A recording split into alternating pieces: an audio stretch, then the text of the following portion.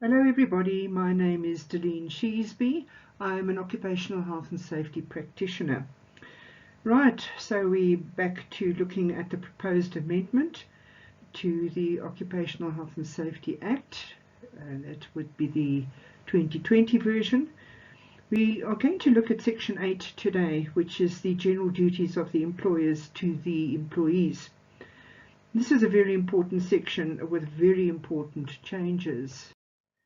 The first notable change is the omission of the definition reasonably practicable, where Section 8 will now state that every employer shall provide and maintain a working environment that is safe and without risk to the health of his or her employees.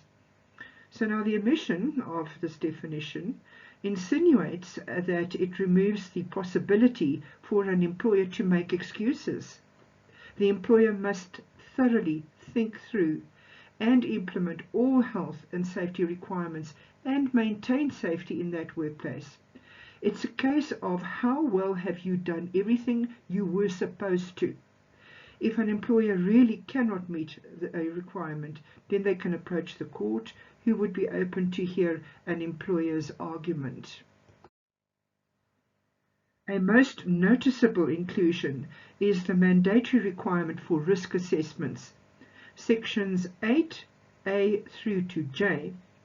These state that a written risk management plan must be developed from all the identified workplace risk assessments, and that those risk assessments must be conducted by a person or persons who are competent to pronounce on those risks.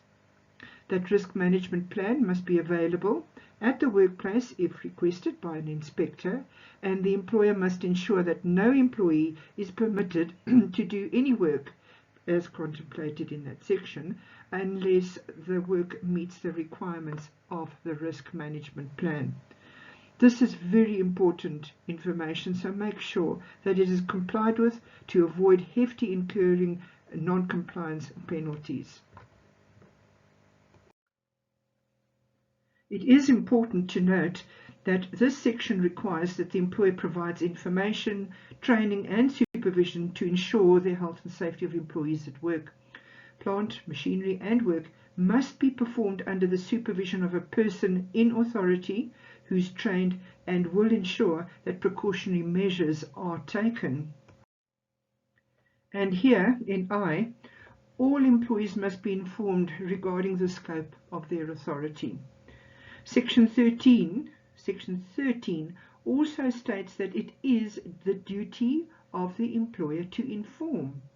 So once the relevant risks have been identified, those relevant sections in the risk assessment must be communicated to the employees. It is recommended to go back to your existing risk assessments and identify and then include the possibility of COVID risks within those risk assessments. So many COVID risk assessments became a cut and paste exercise, and the workplace risk assessments were not, in many cases, interrogated for possible COVID risks occurring. Unfortunately, sometimes these risk assessments end up in a file anyway. I would also like to go back to the wording competent to pronounce on all the risks associated with that workplace.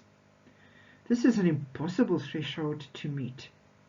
The definition probably does require some clarity.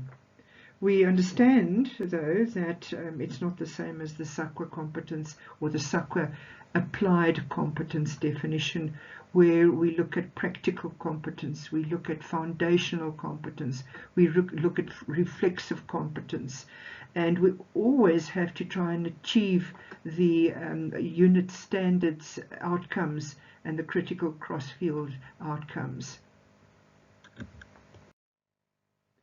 If you look at the proposed penalties for non-compliance of this section 8, can result in significant penalties. The Amendment Bill includes that Schedule 1 and then that Schedule 2 fines and penalties. However, one should mention again that there will be 2 systems in place before a visiting inspector indicates what the administrative fines will be. A prevention or appeal opportunity will be given to an employer. Okay, so that brings us to the end of this video. There are now 4 in this series, and for other short videos, for other short YouTube videos explaining other various proposed changes, you can go to YouTube, where the first one is a look at reasonably practicable and Section 6 proposed changes, Section 7 the health and safety management system, offences and penalties, and now this change to Section 8. For more information, please contact me on the information on the bottom of the slide, and I wish you all a very safe day. Bye.